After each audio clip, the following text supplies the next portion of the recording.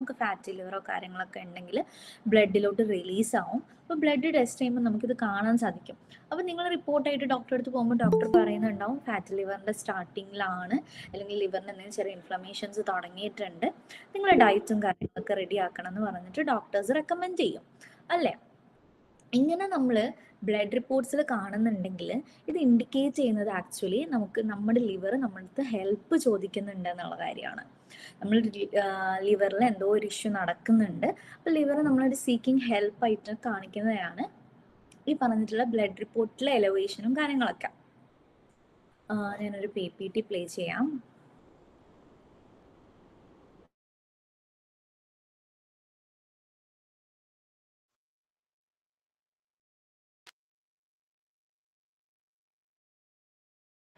ഈ fatty liver എന്ന് പറഞ്ഞു കഴിഞ്ഞാൽ ഒരു മെറ്റബോളിക് ഡിസീസാണ്. അതായത് ഈ ഫാറ്റ് നമ്മൾ കഴിക്കുന്ന ഭക്ഷണത്തിലെ ഫാറ്റും കാര്യങ്ങളൊക്കെ വന്നിട്ട് ലിവറിൽ ഡെപ്പോസിറ്റ് ചെയ്യുന്ന ഒരവസ്ഥ, ഇതിനാണ് നമ്മൾ ഫാറ്റി ലിവർ എന്ന് പറയുന്നത്.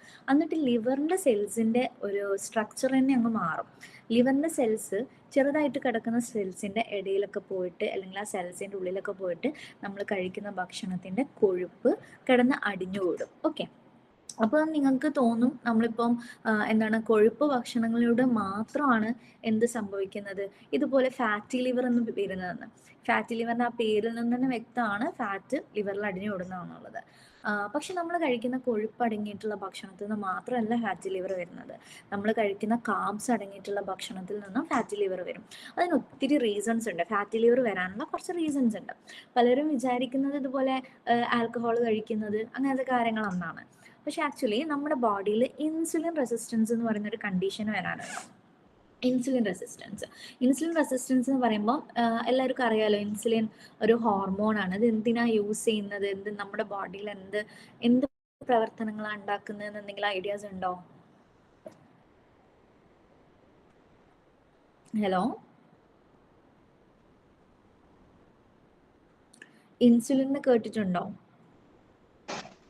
അതെ, ഇൻസുലിന് നമ്മൾ കഴിക്കുന്ന ഗ്ലൂക്കോസിനെ ഗ്ലൈക്കോജനാക്കി മാറ്റാൻ സഹായിക്കുന്നത്. അതെ അതെ അതെ അതെ. ഓക്കെ, അപ്പോൾ മ്യൂട്ട് ചെയ്യുമെന്ന്. ഓക്കെ, നമ്മൾ കഴിക്കുന്ന നമ്മൾ കഴിക്കുന്ന ഭക്ഷണത്തിൽ നിന്ന് ഗ്ലൂക്കോസ് ഉണ്ടാവും. ആ ഗ്ലൂക്കോസിന് ആക്ച്വലി ഇൻസുലിനാണ് നമ്മുടെ ഓരോ സെല്ലിൻ്റെ അകത്തോട്ടും കയറ്റിയിട്ട് എന്ത് സംഭവിക്കുന്നത്, അവിടെ ഒരു എനർജി ആയിട്ട്, ഓരോ സെല്ലിന് വേണ്ട എനർജി ആയിട്ട് യൂസ് ചെയ്യുന്നത് ആക്ച്വലി. ഓക്കെ, ക്ലിയർ ആയോ?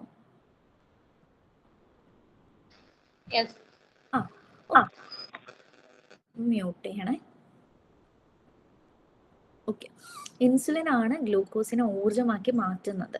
ഇൻസുലിൻ റെസിസ്റ്റൻസ് എന്ന് പറയുമ്പോൾ നമ്മുടെ ഈ ജീവിതശൈലിയിൽ വരുന്ന കുറേ മാറ്റങ്ങൾ കൊണ്ടിട്ട്, അല്ലെങ്കിൽ എന്തെങ്കിലും നമ്മൾ കഴിക്കുന്ന ഭക്ഷണത്തിൻ്റെ പ്രശ്നങ്ങൾ, നമ്മൾ റിഫൈൻഡ് ഓയിൽസ് കഴിക്കാറുണ്ട്, പിന്നെ അതുപോലെ തന്നെ ഹൈ ഫ്രക്ടോസ് കോൺ സിറപ്പ് കഴിക്കാറുണ്ട്, നമ്മൾ ഈ പുറത്തുനിന്ന് കഴിക്കുന്ന കേക്ക്, പിന്നെ അതുപോലത്തെ ജങ്ക് ഫുഡ്സ്, ഫ്രൈഡ് ഫുഡ്സ് കാര്യങ്ങളിൽ നിന്നൊക്കെ പല അൺഹെൽത്തി ഫാക്ടേഴ്സ് കാരണം നമ്മുടെ ശരീരത്തിൽ ഇൻസുലിന് പ്രവർത്തനരഹിതമാവും. അതായത് മൊത്തത്തിലല്ല, പാൻക്രിയാസ് ആണ് ഇൻസുലിൻ റിലീസ് ചെയ്യുന്നത്. അതിലുള്ള ചില ഇൻസുലിൻസ് എന്താവും, പ്രവർത്തനരഹിതമാവും. നമ്മുടെ സെല്ലിൽ, നമ്മൾ ഓരോ സെല്ലിനും ഒരു താക്കോലുണ്ട്, അതിനാണ് ഇൻസുലിൻ റിസപ്റ്റർ എന്ന് പറയുന്നത്. ഈ ഇൻസുലിൻ എന്ത് ചെയ്യും, ആ ഇത് വെച്ചിട്ട് അങ്ങോട്ട് തുറക്കും. ആ ഇൻസുലിൻ ആ സെല്ലിൻ്റെ ഡോറ് ഓപ്പൺ ചെയ്തിട്ടാണ് ഈ ഗ്ലൂക്കോസ് സെല്ലിൻ്റെ അകത്തോട്ട് പോവുക. അതായത് നമ്മുടെ കോശങ്ങളുടെ അകത്തോട്ട് പോവുക. ഓക്കെ, എന്നിട്ട് കോശങ്ങൾക്ക് വേണ്ട എനർജി കാര്യങ്ങളൊക്കെ അവിടെ നിന്ന് അത് ഡെവലപ്പ് ചെയ്ത് കൊണ്ടുവരാണ് ചെയ്യുക. പക്ഷേ ഈ ഇൻസുലിന് കേടുപാട് സംഭവിക്കുമ്പം എന്താ പ്രശ്നം എന്ന് വെച്ച് കഴിഞ്ഞാൽ, ഈ ഇൻസുലിന് സെല്ലുകൾ സ്വീകരിക്കില്ല. അപ്പം എന്ത് സംഭവിക്കും, നമ്മൾ കഴിക്കുന്ന ഭക്ഷണത്തിൽ, ബ്ലഡിൽ, ഇങ്ങനെയുള്ള ആളുകളുടെ ബ്ലഡ് എടുത്ത് നോക്കിക്കഴിഞ്ഞാൽ അവരുടെ ഗ്ലൂക്കോസും ഹൈ ആയിരിക്കും, ഇൻസുലിനും അതുപോലെ തന്നെ ഹൈ ആയിരിക്കും. കാരണം ഇത് രണ്ടും കൂടി കൂടി ചേർന്നിട്ട് അവിടെ ഒരു പ്രോപ്പർ ഫങ്ഷൻ നടക്കുന്നില്ല. അതാണ് മെയിൻ ആയിട്ടുള്ള പ്രോബ്ലം. ഓക്കെ, അങ്ങനെ എന്താ സംഭവിക്കുന്നത് വെച്ച് കഴിഞ്ഞാൽ, ഈ ഗ്ലൂക്കോസ് എന്നിട്ട് എന്താകും, ഇത് നേരെ ഫാറ്റായിട്ട് അങ്ങ് കൺവേർട്ട് ആവും. ഗ്ലൂക്കോസ് യൂസ് ചെയ്യുന്നില്ല, അപ്പോൾ ഇതിനെ നമ്മളെ ബോഡി ഫാറ്റായിട്ട് അങ്ങ് കൺവേർട്ട് ചെയ്യും.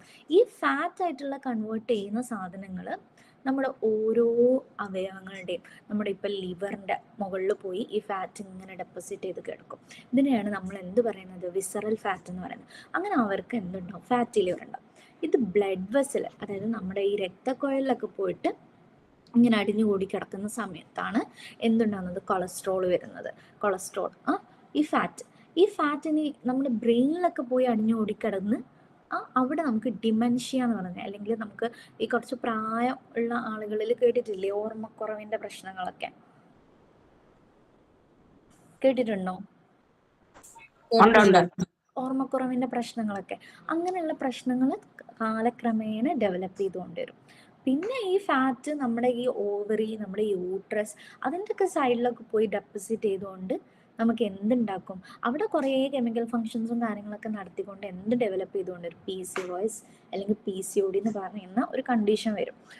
നമ്മൾ ക്ലിനിക്കിൽ പേഷ്യൻസ് വരുന്ന സമയത്ത് അവർ പറയും എന്താണ് PCOD ഒന്നും ഇല്ല, വെയിറ്റ് കുറയുന്നില്ല, അങ്ങനെയൊക്കെ പറയും ചില ആളുകൾ. വെയിറ്റ് കുറയുന്നില്ല. അപ്പൊ ചോദിച്ചു വരുന്ന സമയത്ത്, അവരുടെ ഫീച്ചേഴ്സ് ചോദിച്ചു വരുന്ന സമയത്ത് കഴുത്തിന് ചുറ്റും കറുപ്പ് നിറമാകും. ഓക്കെ. പിന്നെ അതുപോലെ തന്നെ ചെറിയ ചെറിയ സ്കിൻ ടാഗ്സ്, അതായത് നമ്മുടെ ചെറിയ ചെറിയ ഉണ്ണികൾ കഴുത്തിന് ചുറ്റും, അങ്ങനെ ആർക്കെങ്കിലും ഉണ്ടോ? ഉണ്ട്. എത്ര നാളായിട്ടുണ്ടാവും? ഉണ്ട്. അത് ഇപ്പൊ ഒരു 2-3 വർഷമായിട്ടുണ്ട്. ചെറിയ ചെറിയ അതെ, ഇതൊക്കെ ഇൻസുലിൻ റെസിസ്റ്റൻസിന്റെ ഭാഗമായിട്ടാണ് നമ്മുടെ ശരീരത്തിൽ വരുന്നത് കേട്ടോ.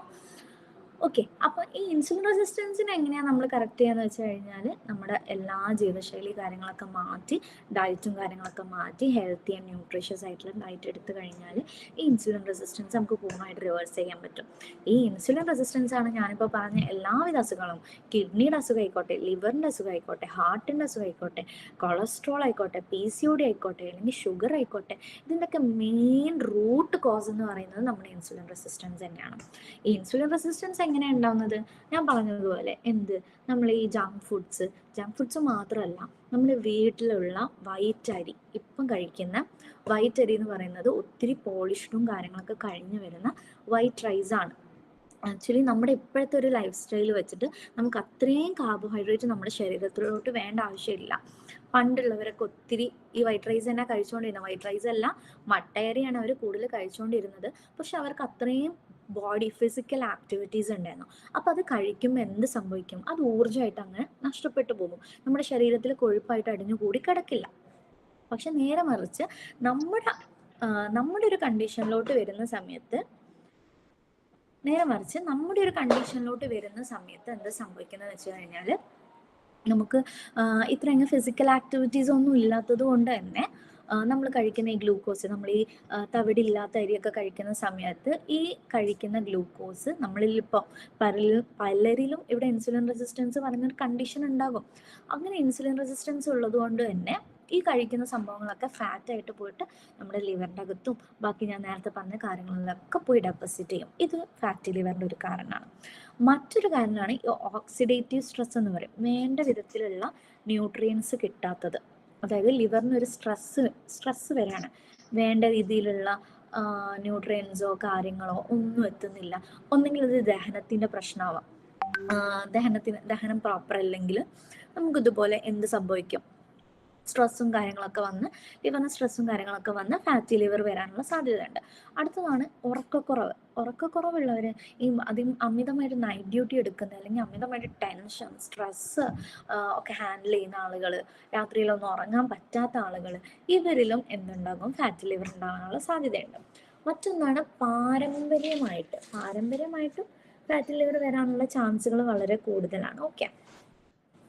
പിന്നെ ഈ ക്രാഷ് ഡയറ്റ് എന്നൊക്കെ പറഞ്ഞ് വീട്ടിൽ നമ്മൾ ഡയറ്റ് എടുക്കുന്ന സമയത്ത് അൺപ്രൊഫഷണൽ രീതിയിലായിരിക്കും നമ്മൾ പലരും ഡയറ്റ് എടുക്കുക. പലയിടത്തുനിന്നും പലതും കേട്ടിട്ട്, അല്ലെങ്കിൽ പലതിൻ്റെയും യഥാർത്ഥ മീൻസ് ഒരു ബേസിക് കാര്യങ്ങൾ അറിയാതെ ആയിരിക്കും പലരും അവിടുന്ന് ഇവിടുന്നൊക്കെ നോക്കി, അല്ലെങ്കിൽ പ്രോപ്പർ ഡയറ്റീഷ്യൻ്റെയോ ഡോക്ടറുടെയോ നേതൃത്വത്തിലായിരിക്കില്ല ഡയറ്റ് എടുക്കുന്നത്. അപ്പം എന്താ സംഭവിക്കുക വെച്ചാൽ, ക്രാഷ് ഡയറ്റ് ഒക്കെ എടുക്കുന്ന സമയത്ത് പെട്ടെന്ന് വെയിറ്റ് ഒക്കെ കുറയ്ക്കാൻ വേണ്ടിയിട്ട് ഭയങ്കര അൺഹെൽത്തി വേയിൽ നോക്കുന്ന സമയത്തും ഇതുപോലെ ഫാറ്റി ലിവർ വരാനുള്ള സാധ്യതകളുണ്ട്. മറ്റൊന്നാണ് നമ്മൾ മെഡിസിൻസ്, ഏതെങ്കിലും സ്റ്റീറോയിഡ്സോ കാര്യങ്ങളൊക്കെ കഴിക്കുന്ന ആളുകളിൽ എന്തിൻ്റെങ്കിലും മീൻസ് ഇപ്പം എന്താ പറയുക, നമ്മൾ മെൻ്റൽ എന്തെങ്കിലും പ്രോബ്ലം ഉണ്ട് അല്ലെങ്കിൽ വേറെ എന്തെങ്കിലും ഇഷ്യൂസ് ഉണ്ട്, അങ്ങനെയുള്ള ആളുകൾ സ്റ്റീറോയിഡ്സോ കാര്യങ്ങളൊക്കെ കഴിക്കുന്നുണ്ടെങ്കിൽ, അല്ലെങ്കിൽ ഈ റെസ്പിറേറ്ററി ഡിസോർഡേഴ്സ് ഉള്ള ആളുകൾക്ക് ഒത്തിരി പേർക്ക് സ്റ്റീറോയിഡ്സ് കൊടുക്കാറുണ്ട്. അങ്ങനെയുള്ള ആളുകൾക്ക് ഒക്കെ ഇതുപോലത്തെ ഫാറ്റ് ലിവർ വരാനുള്ള സാധ്യതകളുണ്ട്. ഡോക്ടർ ഞാൻ കാര്യം ചോദിച്ചോട്ടെ, ഈ തൈറോയിഡിന്റെ മെഡിസിൻ കഴിക്കുന്നതുകൊണ്ട് ഫാറ്റ് ലിവർ വരാൻ സാധ്യതയുണ്ടോ? ഇല്ല, തൈറോയിഡിൻ്റെ മെഡിസിൻ അത്ര വലിയ കുഴപ്പമില്ല. തൈറോയിഡിൻ്റെ മെഡിസിൻ നിങ്ങൾ എടുക്കണം, നിങ്ങളുടെ ഡോസും കാര്യങ്ങളൊക്കെ അനുസരിച്ച് എൻഡോക്രൈനോളജിസ്റ്റ് ഫിക്സ് ചെയ്യും. കാരണം തൈറോയിഡിൻ്റെ മെഡിസിൻ എടുക്കാതെ ഇരുന്ന് കഴിഞ്ഞ് കഴിഞ്ഞാൽ അത് വേറെ വലിയ അസുഖങ്ങളിലോട്ട്, അതായത് തൈറോയ്ഡ് കൂടും, തൈറോയ്ഡ് വരുന്നതോടുകൂടി ഫാറ്റ് ലിവർ വരും. ഇതൊക്കെ ഇന്റർ കണക്റ്റഡാണ്. തൈറോയ്ഡ് ഇന്റർ കണക്റ്റഡ് ആണ്, ഫാറ്റി ലിവർ ഇന്റർ കണക്റ്റഡ് ആണ്, PCOS ഇന്റർ കണക്റ്റഡ് ആണ്, ഈ ഇൻസുലിൻ റെസിസ്റ്റൻസ് പറയുന്ന കണ്ടീഷൻ ഇന്റർ കണക്റ്റഡ് ആണ്. പിന്നെ മറ്റൊന്നാണ് ട്രാൻസ് ഫാറ്റ് എന്ന് പറയുന്നത്. ട്രാൻസ് ഫാറ്റ് എന്ന് പറയുമ്പോൾ നമ്മൾ ഈ പുറത്തുനിന്ന് ഈ എണ്ണയിൽ കരിച്ചത് പൊരിച്ചതൊക്കെ വാങ്ങുന്ന സമയത്ത് അവരുടെ കമേഴ്ഷ്യൽ പേർപ്പസിന് വേണ്ടിയിട്ട്, അതായത് ഇപ്പോൾ അവർ എക്കണോമിക് വേയിലാണ് നോക്കുക. അപ്പോൾ ആ സമയത്ത് അവർ ലോ ക്വാളിറ്റി ഓയിൽസ് കാര്യങ്ങളൊക്കെ യൂസ് ചെയ്തിട്ട്, മാത്രമല്ല പൊരിച്ച എണ്ണയിലേക്ക് വീണ്ടും എണ്ണ ആഡ് ചെയ്തിട്ടായിരിക്കും അവരെന്ത് ചെയ്യുന്നുണ്ടാവുക, നെക്സ്റ്റ് ഡേയും പൊരിക്കുന്നു പിടിക്കുന്നൊക്കെ ഉണ്ടാവുക. അപ്പോൾ അവിടെ നിന്നൊക്കെ പൊരിച്ചതും കരിച്ചതൊക്കെ വാങ്ങി കഴിക്കുക. പിന്നെ അതുപോലത്തെ ഒരുപാട് പാക്ഡ് ഐറ്റം, ടിൻഡായിട്ട് വരുന്ന ഐറ്റംസിൽ കാര്യങ്ങളിലൊക്കെ ട്രാൻസ് ഫാറ്റ് ആയിരിക്കും യൂസ് ചെയ്യുന്നുണ്ടാവുക. ഇങ്ങനത്തെ കാര്യങ്ങൾ നമ്മൾ അധികമായിട്ട് കഴിക്കുകയാണെങ്കിൽ, ഇപ്പോൾ പുറത്തൊക്കെ വർക്ക് ചെയ്യുന്ന ആളുകളാണ്, മീൻസ് വീടിൽ നിന്ന് വിട്ടു നിൽക്കുന്ന ആളുകൾ, ഹോസ്റ്റലുള്ളവരോ അല്ലെങ്കിൽ പുറത്തെവിടെയെങ്കിലും ജോലി ചെയ്യുന്നവരായിരിക്കും അധികം ഹോട്ടൽ ഫുഡ്സ് ഡിപ്പെൻഡ് ചെയ്യാം. മറ്റ് വീട്ടിലുള്ള ആളുകൾ താരതമ്യേന കുറവായിരിക്കും. അങ്ങനെയുള്ള ആളുകളിലൊക്കെ ഫാറ്റി ലിവർ ഉണ്ടാകാനുള്ള സാധ്യതയുണ്ട്. ഇത് റീസെൻറ്റ് സ്റ്റഡീസ് പറഞ്ഞിരിക്കുന്നത് നമ്മുടെ ഇന്ത്യയിലെ IT ഫീൽഡിലുള്ള ആളുകൾ, അതായത് 25-35 വയസ്സിൻ്റെ ഇടയിലുള്ള ആളുകളാണ്. ഇവരുടെ ഫാറ്റി ലിവറിൻ്റെ സാധ്യതകൾ, അമിതവണ്ണത്തിൻ്റെ സാധ്യതകളൊക്കെ വളരെ കൂടുതലാണെന്നാണ് പറയുന്നത്. കാരണം അവർക്ക് ഫിസിക്കൽ ആക്ടിവിറ്റീസ് വളരെ കുറവാണ്. രാവിലെ ഒരു 9 തൊട്ട് ജോബിന് കയറി കഴിഞ്ഞാൽ 6 വരെ ഇരുന്നിട്ടായിരിക്കും ജോലി ചെയ്യുന്നുണ്ടാവുക. പിന്നെ അവർക്ക് ഫിസിക്കൽ ആക്ടിവിറ്റീസ് കാര്യങ്ങളിലൊന്നും അവർ അത്ര ഫോക്കസ്ഡ് ആയിരിക്കില്ല. അതുകൊണ്ട് തന്നെ വരുന്നതാണ് അവരിൽ ഇത്തരം ഇഷ്യൂസ്. ഓക്കെ, ഇത് ബ്ലഡ് ടെസ്റ്റ് ചെയ്ത് കഴിഞ്ഞ് കഴിഞ്ഞാൽ നമുക്ക് SGOT, SGPT അല്ലെങ്കിൽ ALT, AST എന്നൊക്കെ പറയുന്നത് അതിൻ്റെ വേരിയേഷൻസ് തന്നെ നമുക്ക് കണ്ടുപിടിക്കാം. ഇങ്ങനെ ലിവറിൽ നിങ്ങൾ ഇൻഫ്ലമേഷൻ തുടങ്ങിയിട്ടുണ്ടെങ്കിൽ ഉടനെ തന്നെ നിങ്ങൾ എന്ത് ചെയ്യുക, ഡയറ്റും കാര്യങ്ങളൊക്കെ എടുക്കുക. ഡയറ്റ് മാത്രമല്ല, അതിനോടൊപ്പം ലൈഫ് സ്റ്റൈല് കാര്യങ്ങളൊക്കെ എടുത്തിട്ട് ഇത് കറക്റ്റ് ചെയ്ത് കൊണ്ടുവരണം. പിന്നെ USG ചെയ്ത് കഴിഞ്ഞാൽ ഫൈബ്രോ സ്കാൻ ചെയ്ത് കഴിഞ്ഞാലൊക്കെ grade 1 fatty liver, grade 2 fatty liver കാര്യങ്ങളൊക്കെ നമുക്ക് മനസ്സിലാക്കും. ഓക്കെ, പിന്നെ ഡൗട്ട് ചോദിച്ചോട്ടെ. ഞാനൊരു തൈറോയിഡ് ഒരു ഗ്ലാൻസ് എടുത്ത് കളഞ്ഞതാണ് എനിക്ക് അന്ന് ടാബ്ലറ്റ് പറഞ്ഞിരുന്നു, കുറച്ചു കാലൊക്കെ ഞാൻ കഴിച്ചു, പിന്നെ നിർത്തിയതാണ്. ഇപ്പൊ ടാബ്ലറ്റ് കഴിക്കുന്നില്ല കുറച്ചു കാലങ്ങളായിട്ട്. ഇപ്പൊ കുഴപ്പമൊന്നുമില്ല, ഞാൻ ചെക്ക് ചെയ്തായിരുന്നു, അപ്പം കുഴപ്പമൊന്നുമില്ല. അതുകൊണ്ട് ബുദ്ധിമുട്ട് എന്തെങ്കിലും തൈറോയ്ഡ് ഇപ്പം കുഴപ്പമില്ല, മീൻസ് നോർമലാണ്. നോർമലാണ്. 2 ആഴ്ച മുമ്പ് ചെക്ക് ചെയ്തപ്പോഴും നോർമലാണ്. ഞാൻ ടാബ്ലറ്റ് നിർത്തിയിട്ട് ഒരു 1-2 വർഷമൊക്കെ ആയി. ഓക്കെ, കുഴപ്പമില്ല. പക്ഷെ എന്നാലും എനിക്ക് നിങ്ങളുടെ റിപ്പോർട്ട്സ് ഒക്കെ കാണേണ്ടി വരും. പിന്നെ നിങ്ങൾ കൺസൾട്ടിങ് ആയിട്ടുള്ള സർജൻ, നിങ്ങൾ സർജറി ചെയ്തില്ലേ, ആ സർജൻ്റെ അടുത്ത് പോയിട്ട് ഒരു ഒപ്പീനിയൻ എടുക്കുന്നതും വളരെ നല്ലതാണ്. ഓക്കെ, ഡയറ്റ് എടുത്തോളൂ, ഡയറ്റ് മസ്റ്റാണ്. പിന്നെ ഡയറ്റ് കൊണ്ടുപോകുന്നത് വളരെ അനിവാര്യമായിട്ടുള്ള ഒരു കാര്യമാണ്. തൈറോയ്ഡ് മാത്രമല്ല, നമ്മുടെ ഞാനിപ്പോൾ പറഞ്ഞ ഫാറ്റി ലിവറിലാണെങ്കിലും മറ്റു പല അസുഖങ്ങളും, ഷുഗറിലാണെങ്കിലും ഇത് ഡയറ്റ് അല്ല, ആക്ച്വലി ന്യൂട്രീഷ്യസ് ഫുഡ് സപ്ലൈ ചെയ്യാണ് ചെയ്യുന്നത്. ഓക്കെ, നമ്മൾ ആക്ച്വലി കഴിക്കേണ്ട ഭക്ഷണങ്ങൾ നമ്മുടെ ബോഡിക്ക് വേണ്ട ന്യൂട്രീഷ്യൻസ് കാര്യങ്ങളൊക്കെ സപ്ലൈയിലാണ് വരുന്നത്. ഓക്കെ, പറയും. ഹലോ മാം, കേൾക്കുന്നുണ്ടോ? കേൾക്കുന്നുണ്ട് മാം. എനിക്ക് തൈറോയിഡ് ഉണ്ട്, 2 വർഷമായിട്ട് തൈറോയിഡ് ഉണ്ട്. അപ്പോ മെഡിസിൻ കഴിക്കൽ തുടങ്ങിയിട്ട് രാവിലെയും വൈകിട്ടും 2 നേരം കഴിക്കുന്നുണ്ട്. പിന്നെ അതുപോലെ തന്നെ ഫാറ്റി ലിവർ ഉണ്ട്. എങ്ങനെ മാം? അത് അതിന്റെ കണ്ടന്റ് എത്ര നിനക്കറിയില്ല. ആ ഗുളികമ്മ 10 എന്നാ കാണിക്കണത്. അത് നല്ല 0.003 ആയിരുന്നു ഫസ്റ്റ് സ്റ്റാർട്ടിങ്ങിൽ തന്നെ. അത് ഹൈപ്പർ തൈറോയിഡിസ് ആണ് എന്നാ തോന്നുന്നത്. അപ്പൊ മാം ഞാൻ കാണിക്കുന്നുണ്ട്. അപ്പൊ ഇങ്ങനെ കാണിച്ചപ്പോ ഇപ്പൊ ഇവിടെ അടുത്തായിട്ടാണ് അറിഞ്ഞത് ഫാറ്റി ലിവർ നന്നായിട്ടുണ്ട് എന്ന്. അപ്പൊ ഇപ്പം സാർ ഒരു ഇഞ്ചക്ഷൻ സജസ്റ്റ് ചെയ്തിന്, അതായത് നമ്മളെ മറ്റേ ഇൻസുലിൻ വെക്കണ പോലെ രാവിലെയും വൈകിട്ടും. അത് വിക്ടോസ എന്ന് പറഞ്ഞിട്ടുള്ളത്. അത് ഇങ്ങനെ എടുക്കുന്നത് കൊണ്ട് കുഴപ്പമുണ്ടോ? അത് ഞാൻ നല്ല വണ്ണുണ്ട്, അതായത് 73.800 ഉണ്ട്. അപ്പൊ എന്താ പറയാ, അതിന് അനുസരിച്ചുള്ള ഹൈറ്റ് ഒന്നുമില്ല. അപ്പൊ ഞാൻ ശരിക്കും 60 പാടുള്ളൂ. അപ്പൊ ഈ തൈറോയിഡ് കാരണം ഇങ്ങനെ വെയിറ്റ് കൂടിക്കൊണ്ടേ ഇരിക്കുകയാണ്. മുടി കൊഴിച്ചില്, അതുപോലെ കാലിന് വേദന. ഞാൻ ശരിക്കും തൈറോയിഡ് കാണിക്കാൻ വേണ്ടി പോയതല്ലായിരുന്നു. എനിക്ക് കാല് ഭയങ്കര വേദനയാണ്, കാലിന്റെ മടമ്പിന്റെ താഴെ ഭയങ്കര വേദനയാണ്. അപ്പൊ അതിന് ഞാൻ എല്ലാ ടെസ്റ്റുകളും ഞാൻ തന്നെ ചെയ്താണ്ട് പോയതാണ്. അപ്പോഴാണ് തൈറോയിഡ് നല്ല കൂടുതലുണ്ട്. ഈ തൈറോയിഡ് ഉണ്ടായ കാലുവേദന വരുമോ? കാലിന്റെ അടിഭാഗത്തല്ല, കാലിന്റെ മുട്ടിന് തൈറോയിഡ് ഉള്ള ആളുകൾക്ക് വേദനകൾ കാണാറുണ്ട്. മുട്ട് മുതൽ താഴെ വരെ ഉണ്ട് ശരിക്കും വേദന, പക്ഷെ അടിഭാഗമാണ് എനിക്ക് നല്ല വേദന ഉള്ളത്. വേദന തോന്നുന്നത് അല്ലേ? അത് നമുക്ക് നല്ല അതൊരു കടച്ചില് പോലെയാണ് ശരിക്കും പറഞ്ഞാല്. നടക്കാനൊന്നും ചിലപ്പോ കഴിയൂല. രാവിലെ എണീക്കുമ്പോ ഒക്കെ ചുമര് പിടിച്ചിട്ടാണ് നടക്കലൊക്കെ. അത്രയും കാലിന് വേദനയാണ്. മുട്ടിന് തേയ്മാനം അങ്ങനെ എന്തെങ്കിലും ഉണ്ടായിരുന്നോ? എക്സ്റേ എന്തെങ്കിലും ചെയ്ത് നോക്കിയിരുന്നോ? ഇല്ല, തേയ്മാനൊന്നും ഇപ്പൊ ഇതുവരെ പറഞ്ഞിട്ടില്ല. പിന്നെ എക്സ്റേ ഒന്നും എടുത്തിട്ടില്ല, പക്ഷെ അങ്ങനെ കുഴപ്പമൊന്നുമില്ല. ഇപ്പൊ ഞാനിപ്പം ഈ ഇതില് കേറിയിട്ട് ഞാനിപ്പോ ഈ ഡയറ്റ് ഫോളോ ചെയ്തിട്ട്, ഇപ്പൊ നോമ്പാണല്ലോ, ഇപ്പൊ നോൻപിന്റെ ആ ഒരു ഇതും, പിന്നെ എന്താ നോൻപ് കഴിഞ്ഞിട്ടുള്ള പിന്നെ ഈ ഒരു അതുപോലെ തന്നെ എനിക്ക് മെയിൻറ്റെയിൻ ചെയ്ത് പോകാൻ കഴിയണില്ല, ഡയറ്റ് പറഞ്ഞ പോലെ തന്നെ. പക്ഷെ എന്നാലും ഞാൻ വേണ്ടാത്ത ഫുഡുകളൊക്കെ ഒഴിവാക്കിയിട്ട് കുറച്ച് ഫുഡുകൾ എടുത്തിട്ട് അങ്ങനെ ആക്കിയിട്ട് ഇപ്പൊ ഒരു 5 കിലോ കുറഞ്ഞു. എത്ര വയസ്സുണ്ട്? എനിക്ക് 35 വയസ്സ്. പീരീഡ്സ് ഒക്കെ നോർമൽ ആണോ? പീരീഡ്സ് ഒക്കെ നോർമലാണ്. ഇപ്പൊ ഈ തൈറോയിഡ് വന്നതിന് ശേഷം എല്ലാ മാസവും ആകും, പക്ഷെ ഒരു ആഴ്ച 2 ആഴ്ച അങ്ങനെ, അല്ല ഒരാഴ്ച 1.5 ആഴ്ചയൊക്കെ അങ്ങനെയൊക്കെ ഡിഫറൻസ് വരാറുള്ളൂ. ഒരു 7 ദിവസം അപ്പ് ആൻഡ് ഡൗൺ ഡിഫറൻസ് വന്നാൽ കുഴപ്പമില്ല. നമ്മുടെ ഡേറ്റ്സിന് 7 ദിവസം അപ്പ് ആൻഡ് ഡൗൺ ഇത് വന്നാൽ വലിയ കുഴപ്പമൊന്നുമില്ല കേട്ടോ. മെഡിസിൻ എനിക്കൊന്ന് ഫോട്ടോസ് അങ്ങനെ എന്തെങ്കിലും ഒന്ന് ഡയറ്റീഷ്യൻ ത്രൂ ഒന്ന് അയച്ചു തരണം, എന്നിട്ട്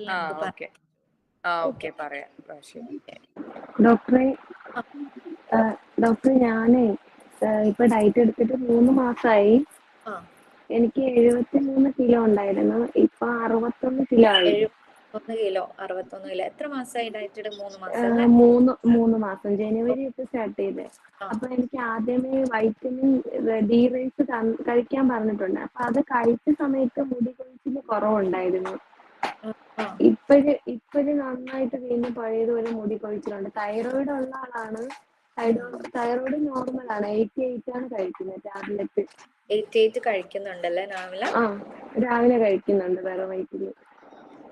ഇപ്പൊ നല്ല മുടി കൊഴിച്ചിലുണ്ട് ഡോക്ടറെ. ബദാം കഴിക്കുന്നുണ്ടോ?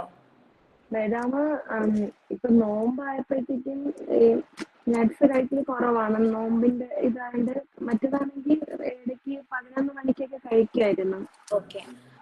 ഞാൻ പറയാം. തൈറോയിഡ് ഉള്ള ആളുകൾക്ക് മുടി കൊഴിച്ചിലുണ്ടാവും.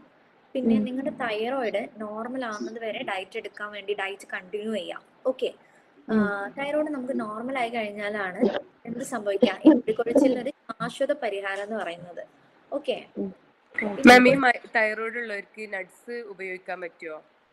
ഉപയോഗിക്കാം, കുഴപ്പമൊന്നുമില്ല. നമ്മുടെ ബദാം കഴിക്കാം. അപ്പൊ എന്താ സംഭവം എന്ന് വെച്ച് കഴിഞ്ഞാല് ബദാമില് വാൾനട്ട് ദിവസം ഒരെണ്ണൊക്കെ കഴിച്ചാൽ മതി. ബദാം ഞാനൊന്ന് കംപ്ലീറ്റ് ചെയ്തോട്ടെ. ബദാമില് നമ്മുടെ ബയോട്ടിൻ എന്ന് പറഞ്ഞിട്ടുള്ള ഒരു സംഭവം ഉണ്ട്. ഈ ബയോട്ടിനാണ് നമ്മുടെ ഹെയർ ഉണ്ടാക്കുന്ന കെരാറ്റിൻ എന്ന് പറഞ്ഞ പ്രോട്ടീൻ അടങ്ങിയിട്ടുണ്ട്. ബയോട്ടിൽ നിന്ന് നാച്ചുറൽ സപ്ലിമെന്റ് ആണ്. നിങ്ങൾ പുറത്തു നിന്ന് എത്ര ബയോട്ടിൻ സപ്ലിമെന്റ് എടുക്കുന്നതിലും ഏറ്റവും ഹെൽത്തിയസ്റ്റ് വേ എന്ന് പറയുന്നത് നമ്മൾ ബദാം കഴിക്കൽ തന്നെയാണ്. അപ്പം തൈറോയിഡുള്ള ആളുകളുണ്ട്, മുടി കൊഴിച്ചിലുണ്ട്. നിങ്ങൾ എന്ത് ചെയ്യാന്നറിയോ? തൈറോയിഡ് വരുന്നത് വരെ, തൈറോയിഡ് കൺട്രോൾ ആവുന്നത് വരെ ഡയറ്റ് എടുത്തുകൊണ്ടിരിക്കാം. തൈറോയിഡ് ഒരു 6 മന്ത്സ് കൊണ്ടൊക്കെ അത്യാവശ്യം നമുക്ക് കുറഞ്ഞു വരും. അപ്പോൾ അതിൻ്റെ ഒപ്പം തന്നെ നിങ്ങൾ മുടി കൊഴിച്ചിൽ വല്ലാണ്ട് അലട്ടുന്നുണ്ടെങ്കിൽ നിങ്ങൾ ബദാമും കൂടി എടുക്കുക. ദിവസം ഒരു 5 എണ്ണം അല്ലെങ്കിൽ 5 ഒരു 5 to 8 ബദാംസ് എടുക്കുക. അതിൽ നാച്ചുറൽ ബയോട്ടിൻ സപ്ലിമെന്റ്സ് ഉണ്ട് കേട്ടോ. Okay ma'am. ഓക്കെ. ഹലോ ഡോക്ടറെ, എൻ്റെ പേര് ഷമീറാണ്. ഞാൻ കഴിഞ്ഞ വർഷം റമദാനിനാണ് ഡയറ്റ് സ്റ്റാർട്ട് ചെയ്തത്. അപ്പൊ ഞാൻ അന്ന് 78 കിലോനായിരുന്നു. എനിക്ക് ഒരുപാട് അസുഖങ്ങളായിരുന്നു. അസുഖം എന്ന് പറഞ്ഞാൽ ബോഡി മൊത്തം വേദനയായിരുന്നു. അങ്ങനെ ഞാൻ അമീസാറിന്റെ ഇത് കണ്ടിട്ടാണ് ഞാൻ ഇതിൽ ചേർന്നത്. അങ്ങനെ ഡയറ്റ് ഞാൻ കറക്റ്റ് ഫോളോ, റമദാനിന് ഞാൻ യാതൊന്നും തെറ്റിക്കാണ്ട് തന്നെ റമദാൻ 30 കൊണ്ടുപോകും.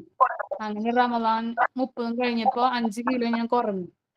അതോടെ ഞാൻ ഹാപ്പിയായി. ഇനി എത്ര ഡയറ്റ് ചെയ്ത് കഴിഞ്ഞാലും കുറയാറേ ഇല്ല. ഞാൻ പല രീതിയിൽ ഡയറ്റ് ചെയ്തിട്ട് കുറഞ്ഞിട്ടുണ്ടായിരുന്നില്ല. അപ്പൊ ഞാനത് കണ്ടിന്യൂ ചെയ്ത്. അങ്ങനെ ഞാൻ 3 മാസം കൂടെ കണ്ടിന്യൂ ചെയ്തപ്പോ പിന്നെ ഞാനിപ്പോ 63 എത്തി. 78 63 എത്തി 3 മാസം കൊണ്ട്. ഞാൻ എന്റെ അസുഖങ്ങളൊക്കെ ഒറ്റ മാസം കൊണ്ട് തന്നെ, റമദാൻ കഴിഞ്ഞപ്പോ തന്നെ എന്റെ അസുഖങ്ങൾ കംപ്ലീറ്റ് വേദനകളും മാറി. വളരെ ഹാപ്പി ആയിരുന്നു. ഞാൻ ഇതുവരെ എനിക്ക് ഓൺലൈനിൽ കണക്ഷൻ കിട്ടാറില്ല. അങ്ങനെ 3 മാസം കഴിഞ്ഞ് 4ാമത്തെ മാസം കൂടെ ജോയിൻ ചെയ്തിട്ട് പിന്നെ അവര് പറഞ്ഞു ഇതേ ചാർട്ട് തന്നെയാണെന്ന് പറഞ്ഞപ്പോ പിന്നെ ഞാൻ നിർത്തിയിട്ട് ഞാൻ ആ രീതിയിൽ തന്നെ ഞാൻ മുന്നോട്ട് ഇതുവരെ പോയി. പിന്നെ ഇപ്പൊ അടുത്തായിട്ട് ഞാൻ കുറച്ച് ചോറൊക്കെ അധികം ഒന്നുമില്ല, ഒരു കയ്യിലൊക്കെ കഴിക്കൽ തുടങ്ങി. എനിക്ക് പേടിയായി തുടങ്ങി ഭക്ഷണം കഴിക്കാൻ. കാരണം ഇനി വെയിറ്റ് കൂടാൻ പാടില്ല എന്നുള്ള ആ ഒരു മൈൻഡ് സെറ്റായി. അപ്പൊ കാരണം അത്രയും ഞാൻ ടെൻഷൻ അടിച്ചിട്ടുണ്ടായിരുന്നു. ഇത്രയും വെയിറ്റ് കുറക്കാൻ നോക്കുന്നവരും വെയിറ്റ് കൂടായിരുന്നു. ഇപ്പൊ പിന്നെ ഞാനിപ്പോ ഇനിയിപ്പോ റമദാനല്ലേ, ഞാനിപ്പോ 2ാമത് ഇപ്പൊ ജോയിൻ ചെയ്തതാണ്. ഇപ്പൊ അതെന്താ പറയാ സ്റ്റക്കായി നിൽക്കുന്നു. കുറെ നാളായിട്ട് 63, 64 അങ്ങനെ ആയിട്ട് മാറി നിൽക്കുന്നു. ഇപ്പൊ റമദാനിൽ ചേർന്ന് ഇപ്പൊ 2 കിലോന് ഇപ്പൊ പിന്നെയും കുറഞ്ഞ. എനിക്ക് ഒരു 59 എത്തിക്കണം എന്റെ ആഗ്രഹം. 63 തീർച്ചയായും സാധിക്കും കേട്ടോ. അപ്പൊ ഞാൻ സന്തോഷം പറയാൻ വേണ്ടിട്ട് മെയിൻ ആയിട്ട് ഇപ്പൊ കേറിയപ്പോ എനിക്ക് കിട്ടിയപ്പോ ഞാൻ എന്തായാലും ഇത് എനിക്ക് പറയണം. അത് നിർബന്ധമായിരുന്നു. ഞാൻ എന്ന് നോക്കുമ്പോൾ എനിക്ക് കിട്ടാറില്ലായിരുന്നു, ഓൺലൈനിൽ കണക്ഷൻ കിട്ടാറില്ലായിരുന്നു. ഇപ്പൊ മുടി കൊഴിച്ചിലുണ്ട് എനിക്ക്, വേറെ പ്രശ്നങ്ങളൊന്നുമില്ല. Hello madam.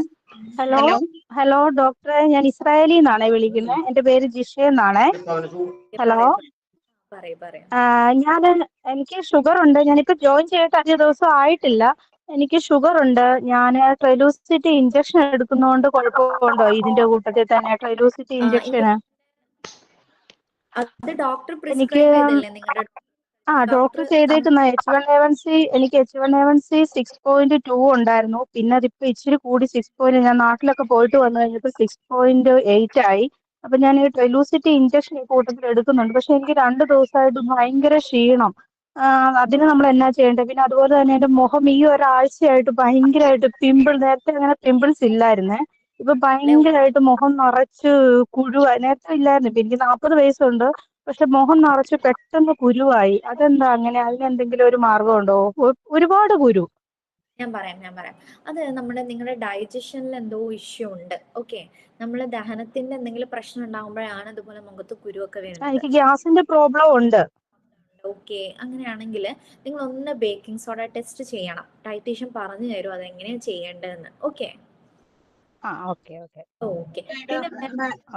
You so much. Hello madam. Hello, പറയൂ. അതെ, ഞാന് ഇങ്ങനെ തൃശ്ശൂര് മുതുവറന്ന് സൗമ്യ എന്ന് പറഞ്ഞ ടീച്ചറാണ്. അപ്പൊ ഞാന് കുറെ വർഷങ്ങളായിട്ട് പല ഡയറ്റുകൾ ചെയ്തിട്ടുണ്ടായിരുന്നു. അപ്പൊ ഒരു ഇതേപോലെ ഓൺലൈനിൽ ഒരു ഡയറ്റ് ചെയ്തപ്പോ ഞാൻ അന്ന് തന്നെ 73 കിലോ വെയിറ്റ് ഉണ്ട്, ഒരു കോവിഡിന്റെ സമയത്തൊക്കെ. അപ്പൊ ചെയ്തപ്പോ ഒരു 63 കിലോ ഒക്കെ ആയതാ. പക്ഷെ പെട്ടെന്ന് ഹോർമോൺ പ്രശ്നം വന്നിട്ട് ബ്ലീഡിങ് കൂടി. അപ്പൊ എനിക്ക് പിന്നെ ആ വെയിറ്റ് അങ്ങനെ സ്റ്റക്ക് ആവല്ല ചെയ്ത്, പെട്ടെന്ന് കൂടി വീണ്ടും 73 തന്നെയായി. അപ്പോഴാണ് മാഡത്തിന്റെ ഇവിടെ ഈ ഡയറ്റ് പ്ലാൻ അറിഞ്ഞതേ. അപ്പൊ നമ്മളത് ചെയ്തോണ്ടിരിക്കുകയാണ്. ഇപ്പൊ എനിക്കിങ്ങനെ സ്ട്രെസ് കൂടുതലായിരുന്നു, ഹാർട്ട് ബീറ്റ് കൂടുക. അപ്പൊ ഹാർട്ട് ബീറ്റ് കൂടുക എന്ന് പറഞ്ഞു കഴിഞ്ഞാൽ 24 ഹവറും അങ്ങനെ കൂടിക്കൊണ്ടിരിക്കും. അങ്ങനെയായിരുന്നു. അപ്പൊ ഇടയ്ക്ക് BP വേരിയേഷൻ വരും, BP യോട് കൂടും, അങ്ങനെ പിന്നെ കുറയും. അങ്ങനെയൊക്കെ ആയിട്ട് ഹോസ്പിറ്റലില് കിടക്കലും അങ്ങനെ പിന്നെ കോൺകോർ 2.5 കഴിക്കണ്ടായിരുന്നു. പിന്നെ കൊളസ്ട്രോളിന്റെ ഗുളികയുണ്ട്, ലിപ്പിക്കൈൻഡ് എഫ് എന്ന് പറഞ്ഞിട്ട് 20-യുടെ. അപ്പൊ ഇതുകൊണ്ട് പിന്നെ ഫാറ്റി ലിവർ ഉണ്ട്. അതിന് പിന്നെ വറുത്ത സാധനങ്ങളോടോ എനിക്കൊരു അട്രാക്ഷൻ ഉണ്ട്. അപ്പൊ അത് എങ്ങനെയാ ഒന്ന് കൺട്രോൾ ചെയ്യാം. ഇപ്പൊ എനിക്ക് രണ്ടാഴ്ചയായിട്ടുള്ളൂ ഇപ്പൊ തുടങ്ങിയിട്ട്, ഞാൻ ഇതില് ജോയിൻ ചെയ്തിട്ടേ. അപ്പൊ 71 ആയി. അപ്പോഴേക്കും ഈ പീരീഡ്സിന്റെ സമയമായി. അപ്പൊ സോറി 72 ആയി ഇപ്പോ. അപ്പൊ ഇങ്ങനെ കയറി ഇറങ്ങി ഇങ്ങനെ വരിക. അപ്പൊ എന്താ ചെയ്യാ? തലമുടി കൊഴിച്ചിലുണ്ട് നല്ലോണം. തൈറോയിഡോ PCOD അങ്ങനെ എന്തെങ്കിലും ഉണ്ടായിരുന്നു? അങ്ങനെയൊന്നുമില്ല. അതൊന്നും ചെക്ക് ചെയ്തിട്ടൊന്നും കുഴപ്പമില്ല.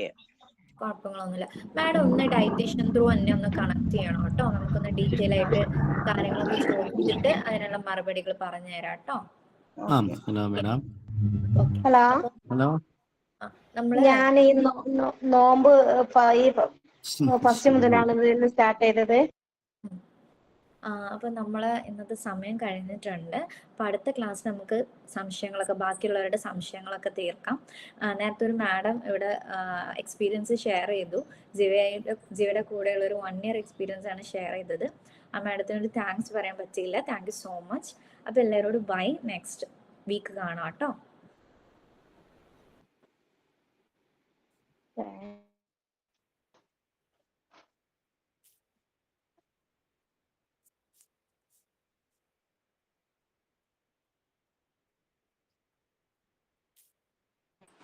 ടാറ്റാ.